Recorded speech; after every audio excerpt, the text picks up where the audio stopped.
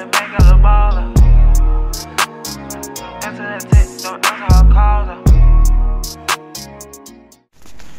Ouais les gars, alors moi ce que je fais pour aller à l'école, c'est que je prends un bus super tôt pour arriver à l'école, genre bien en avance, je lis, je travaille encore sur mon trading et tout en étant à l'école.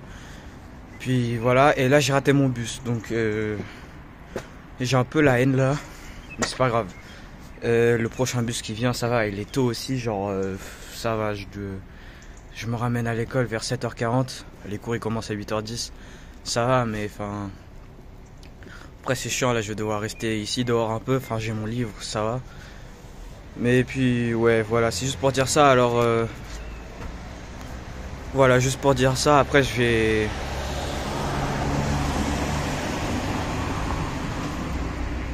Après bah je vais continuer un peu à travailler à l'école. J'ai quelques devoirs que j'ai pas fait, du coup je vais les faire aussi. Après bah juste enfin je vais passer ma journée à l'école quoi, je vais faire ma journée, enfin j'ai rien de fou à vous montrer. Et après le soir je vais retravailler un peu. Enfin je vais retravailler sur mon trading, enfin avant je dois réviser pour des évals aussi. Ouais. Bon je vous vois après.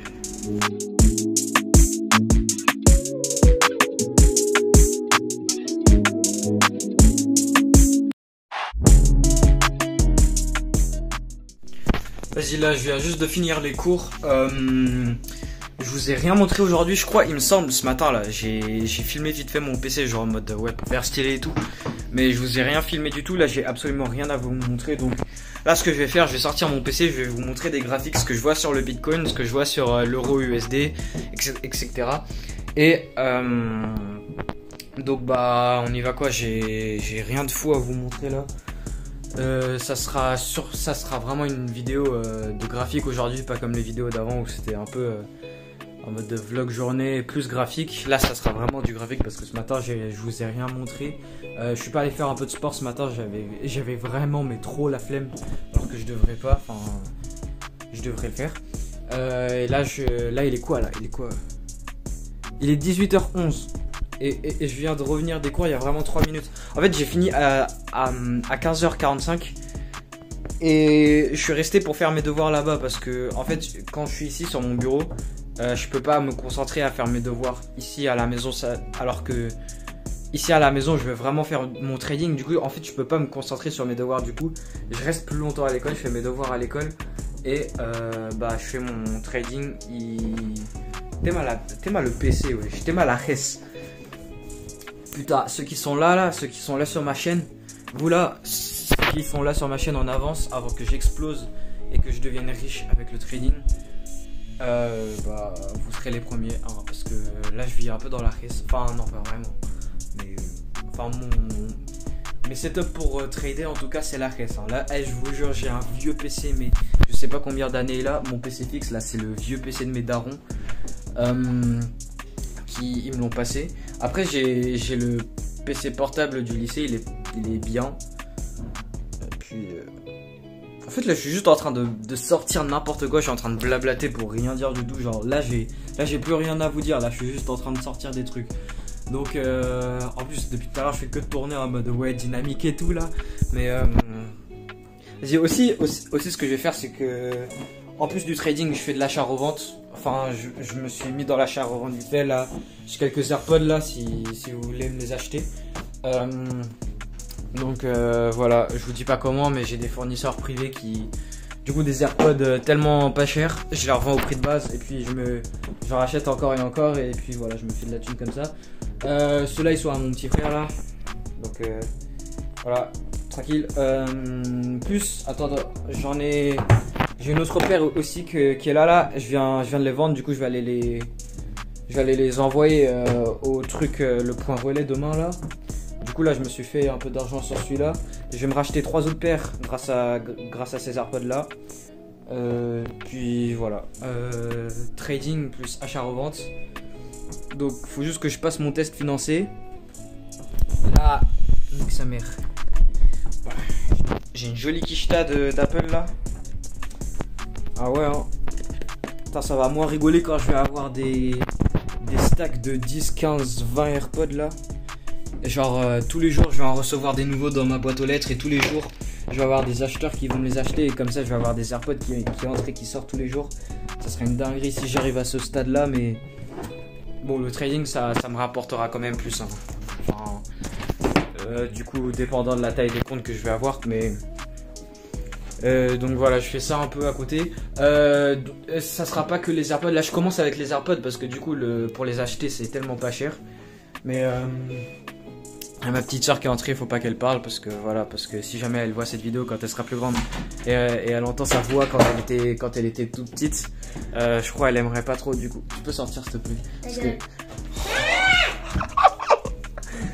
Vas-y, je vais te montrer la vidéo dans 20 ans là, tu vas entendre ta voix dégueulasse dans ma... Donc bon, après c'est pareil pour moi, hein. Là j'ai une voix de singe et tout, mais donc j'ai aussi un fournisseur d'iPhone carrément, genre j'ai des iPhone 15 que je peux acheter à 300 balles, des Apple Watch, des lunettes Prada, enfin juste des trucs comme ça. Après ça dépend les saisons, mais aussi les casques Apple.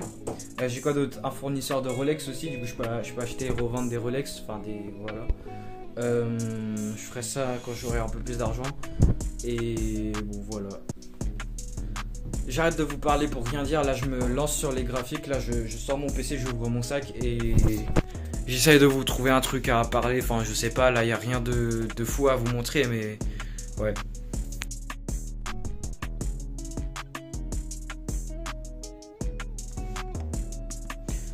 Ok, ouais, salut. Donc maintenant sur les graphiques, pourquoi je dis salut là? J'étais en train de vous parler il y a vraiment 30 secondes là. Donc là on est sur le Bitcoin. Donc attends, je vous enlève l'indicateur là parce que pour certains ça peut être embêtant. Donc alors là sur le Bitcoin, t'es mal la gueule du truc. Déjà là-dedans là, on fait une accumulation gigantesque. On a enfin le spring là et là on monte, on crée l'order flow et là bam on monte. On crée ce sort de canal là, je ne sais quoi, et là on re-explose et maintenant c'est tout pile. Enfin là, je crois que ça s'est arrivé depuis que je suis rentré chez moi là, enfin tout récemment. On vient juste de toucher les 43 000 $ le Bitcoin. Donc voilà, nos portefeuilles Bitcoin, ils sont en train de se réjouir un petit peu là. Donc moi ce que j'avais ici ce matin, donc la journée ce matin là. Ce que je m'y attendrais ici genre à ce moment là, un petit retracement dans du coup cette dernière vente avant l'achat, cette grosse expansion vers le haut.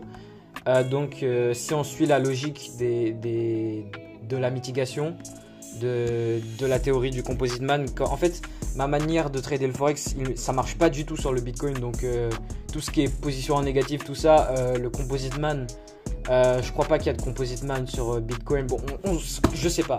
Mais donc ici, on aurait cette dernière petite consolidation avec du coup énormément de volume qui se passe dedans avant de monter.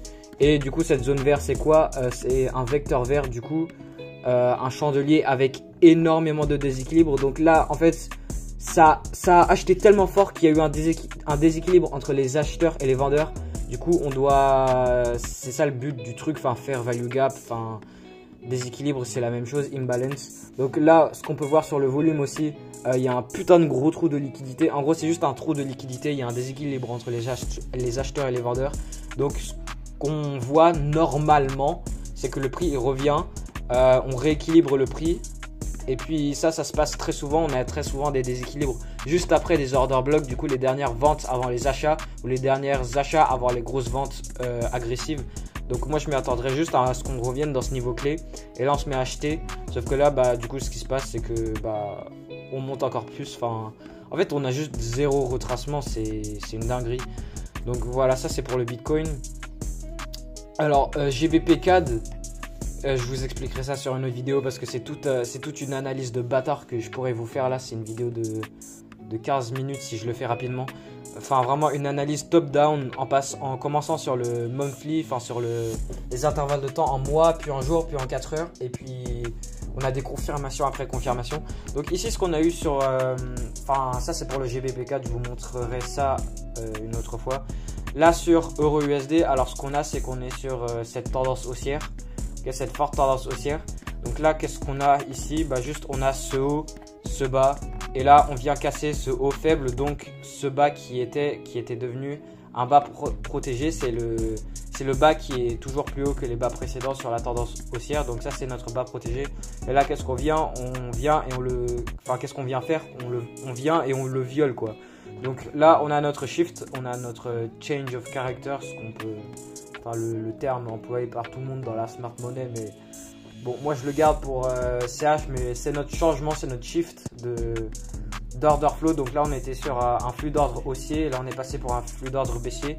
Et là, bah, qu'est-ce qu'on a? On a notre cycle, du coup, on a cette petite consolidation, enfin cette distribution. Donc voilà, là on crée de la liquidité pour ensuite créer cette expansion vers le bas. Et là, qu'est-ce qu'on fait si on prend... Ah merde, on est venu casser la structure vers le bas. Oh putain. Bon, je continue ce que je disais. Donc là, je prends le Fibonacci du haut de la rangée vers le bas de la rangée, sans compter du coup la cassure de structure qui vient juste de se passer là maintenant là. Donc là, on a la dernière, le dernier mouvement acheteur avant la vente avec du déséquilibre laissé juste en dessous à venir fermer du coup avec ces dernières positions acheteurs avant la vente qui sont en négatif. Donc pourquoi elle? Parce que tout ce qui est avant a été mitigé. Donc là-dedans, c'est mitigé. Enfin, si vous tradez la smart money et que vous êtes fort comme moi, bah vous voyez que tout est mitigé là-dedans. Donc là, on a la dernière avec du déséquilibre et qui se rencontre, enfin qui se met entre mes niveaux Fibonacci. Donc 79%, parfait. Et bah en tout cas, ce qui serait sûr, c'est qu'on reviendrait prendre l'achat sur là. Enfin, c'est exactement la même chose. Par exemple, là, on a la cassure du haut qui est là. On retrace dans la demande qui est là-dedans, qui se rencontre avec le 79% de Fibonacci. Enfin, je vous l'ai montré dans des vidéos précédentes. Là, on retrace, on mitige les dernières ventes avant l'achat qui sont en négatif. On recrée une nouvelle accumulation fractale sur les intervalles de temps plus petites pour remonter et casser de la nouvelle structure. Là, qu'est-ce qu'on peut s'y attendre? On a cette demande qui est là-dedans. Qu'est-ce qu'on s'y attend? À ce qu'on fasse exactement la même chose. Sauf que non, là cette fois, on vient et on la viole. Donc là, on est passé sur une tendance haussière, baissière, pardon. Donc là, on viendrait chercher des ventes dans l'offre qui est là-dedans. Mais sinon, le setup pour la journée que j'avais, c'était ça. Donc je me mets sur le 15 minutes. Ouais, sur le 15 minutes, on voit bien. Donc, qu'est-ce qu'on avait ici? Donc, s'il y a beaucoup trop d'infos sur le graphe là qui peut gêner, excusez-moi. Mais donc on a ce bas, on vient et on le casse, donc le haut qui casse le bas, ce haut qui devient protégé. Donc notre rangée, c'est de ce haut vers ce bas et là on vient remonter. Donc on a le point qui est là et le point qui est là, donc notre rangée c'est d'ici à là. Donc on prend le Fibonacci d'ici à là, notre point d'entrée optimal c'est quoi? C'est à ces niveaux de Fibonacci là. Donc là qu'est-ce qu'on vient chercher? Déjà là on peut voir sur le profil de volume de la rangée, on a énormément de volume à ce niveau là, au même niveau que les niveaux de Fibonacci. Et là qu'est-ce qu'on vient chercher? Du coup on cherche la dernière zone avec des positions en négatif. Donc là on a cette distribution qui se passerait ici, qu'on verrait mieux sur les intervalles de temps plus petites. Et là on a ce dernier mouvement acheteur avant la vente en laissant du déséquilibre. Et là comme on peut voir sur le profil de volume raffiné, là-dedans, dans cette dernière mèche acheteuse avant la vente, si vous pouvez voir, parce que là on voit pas trop avec la zone plus le volume. Voilà, là vous voyez bien, on a vraiment cette bougie acheteuse, cette mèche acheteuse qui du coup vient mitiger l'offre qui serait derrière. Et là on vient et on descend agressivement laissant du déséquilibre. Donc les dernières positions en négatif c'est là-dedans. Et comme vous voyez la bougie, comme par hasard, elle est exactement entre le 70% et le 79%. Du coup bah en fait la seule chose qui me gênerait c'est au 8,86%, au 88,6 pardon. J'essaye de parler trop vite là. On a ce dernier mouvement acheteur avant la vente qui est là et on vient pas exactement la mitiger. On s'arrête ici et au-dessus de ces hauts on aurait de la liquidité à prendre. Donc voilà quoi. Donc ça serait le seul truc qui me gêne un peu, qu'on a encore ce truc encore un peu en haut. Donc là je replace mes trucs d'avant là. Voilà. Donc j'étais où? CTRL Z. Voilà, parfait. Comme ça, donc là elle est là ma zone. Mon entrée à la zone stop loss au-dessus du 88,6 parce qu'il y a une chance qu'on vienne fermer les dernières positions en négatif qui sont là-dedans. Bon, les chances sont vraiment très basses parce qu'on a la session asiatique qui est là-dedans. Et là, cette vente, cet achat avant la vente, ça s'est passé durant la session de New York. Donc pendant la session asiatique, il n'y a pas trop de liquidité qui est injectée dans le marché. Donc les positions négatives qui sont là-dedans, je pense qu'on les a refermées avec une petite perte en remontant un peu. Mais bon, là du coup ce qui se passe, ici, c'est qu'on a ce bas, on vient et on casse le bas, donc la nouvelle cassure de structure qui est là. Donc qui casse la structure? Ce qui est là-dedans est mitigé par elle, ce qui est là-dedans est mitigé par elle, ce qui est là-dedans est mitigé par cette mèche. Sauf que cette mèche, elle est toute nue devant, il n'y a rien devant. Donc on aurait cette dernière mèche acheteuse avant la vente qui est là-dedans, qui est là. Si on prend Fibonacci du haut de la rangée vers le bas en considérant que ce bas il a été fini, parfait. Niveau Fibonacci exactement au niveau de la zone d'offre. Donc voilà, c'est juste de la répétition encore et encore. Là sur les intervalles de temps plus petits, on trouvera peut-être du déséquilibre. Donc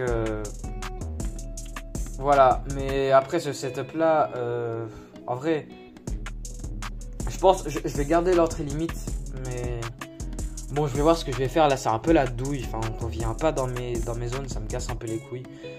Donc voilà, je vous ai montré vite fait le Bitcoin, là je vous ai montré l'euro USD, je vais arrêter la vidéo maintenant. Donc là ce que je vais aller faire, là je vais manger très bientôt, là mon daron il va m'appeler pour aller graille. Après ça je vais faire un peu de muscu, après ça je vais continuer à travailler sur mon trading jusqu'à ce que je me barre au lit. Et puis voilà, ça sera la fin de la journée, donc vas-y, allez salut.